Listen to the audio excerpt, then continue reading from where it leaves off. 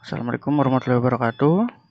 Saya Rangga Fikrian. Di sini akan menjelaskan sistem pendukung keputusan pemilihan instrumen investasi dengan metode multifaktor evaluation process. Untuk latar belakang itu, investasi merupakan salah satu cara penting untuk meningkatkan nilai aset dalam mencapai tujuan jangka panjang. Untuk instrumennya di sini itu ada saham, obligasi, reksadana, emas, trading, dan deposito. Untuk masing-masing instrumen tersebut itu memiliki risiko, imbal hasil, jangka waktu, dan likuiditas berbeda-beda. Makanya untuk calon investor dibuat bingung untuk memilih instrumen-instrumen tersebut. Di sini penjelasan untuk SPK itu sistem berbasis komputer yang membantu dan pengambilan keputusan dengan memproses data informasi untuk menghasilkan referensi optimal. Ini didapatkan dengan perhitungan atau komputasi yang membantu investor untuk menentukan keputusan instrumen yang akan dia pilih. Yang pertama itu ada deposito. Deposito itu salah satu produk bank berupa simpanan berjangka yang dikeluarkan oleh bank diperjualbelikan dalam pasar uang. Penarikan hanya dilakukan setelah jangka waktu tertentu dan biasanya digunakan sebagai alat investasi jangka pendek menurut Dahlan Syama tahun 2005. Yang kedua ada emas. Emas itu mata uang universal karena dimanapun berada emas selalu memiliki nilai. Secara teori semakin tinggi resiko suatu bentuk investasi maka semakin tinggi pengembaliannya menurut Hasanah tahun 2022. Harga yang dimiliki emas mempunyai keunikan yang cenderung selalu naik dan nilainya tidak terlalu signifikan jika turun. Hal ini terjadi karena harga emas itu mengikuti harga dolar Amerika Serikat. Jika kalau dirupiahkan itu akan selalu menguat.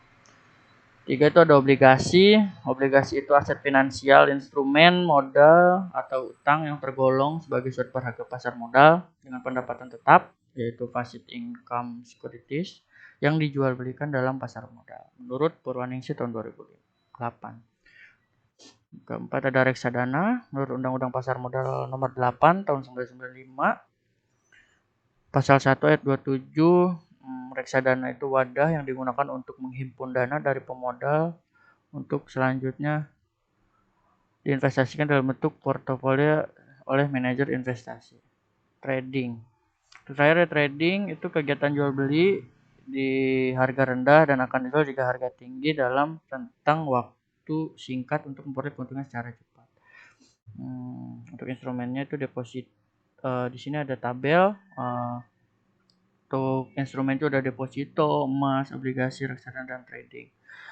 Berikut adalah kriteria-kriterianya. Di sini akan menjelaskan metode multifaktor evaluation process itu metode dasar dari pengembangan metode decision super system atau DSS. Teknik penyesuaian metode ini yaitu penilaian subjektif terhadap faktor-faktor penyebab sebuah masalah menurut Huda dan Margianto tahun 2022. Untuk realisasinya ada perhitungan sebagai berikut. Pertama-tama kita hitung dulu bobot faktornya yang ditunjukkan dalam persamaan berikut, yaitu FW itu nilai bobot faktor, X itu kriteria, dan sigma X itu jumlah nilai kriteria. Untuk rumusnya FW sama dengan X per sigma X. Perhitungan nilai bobot evaluasi dalam persamaannya itu sebagai berikut, WE sama dengan FE kali E. Untuk W itu nilai bobot evaluasinya, untuk FW itu nilai bobot faktor yang tadi kita hitung, untuk E-nya itu nilai evaluasi faktornya. Ini adalah rumusnya. Nah, ini bentuk perhitungannya. FW kriteria 1 itu yang untuk nilai 80, 60 itu didapatkan dari input user di input user dari referensi user ini. Ini di sini juga untuk perhitungannya sama, didapatkan nilai-nilai berikut. Untuk klasifikasinya ini baru di deposito. Angkanya itu yang ini. Kita coba yang ini. Berjangka di 60, 40, 100, 20, 100, 100, dan 100. kita masukin perhitungannya di sini. Ini nilai evaluasi faktornya. Ini untuk kriterianya kita masukin dulu sehingga didapatkan nilai 77,24. Setelah dihitung semua, didapatkan untuk deposito itu ada 77,24, emas itu 78,66. Terus ini yang obligasi itu paling besar itu di suku tabungan itu 87,96. Untuk reksadana itu paling besar di pendapatan tetap itu ada 77,94. Untuk trading saham crypto forex itu paling rendah didapatkan nilai 54,32. Ini adalah rankingannya. Untuk paling besar didapatkan untuk suku tabungan dari obligasi. Selanjutnya kita ke coding.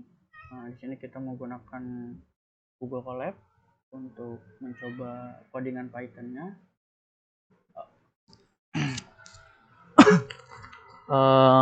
Kita pertama-tama kita bikin matriks di sini.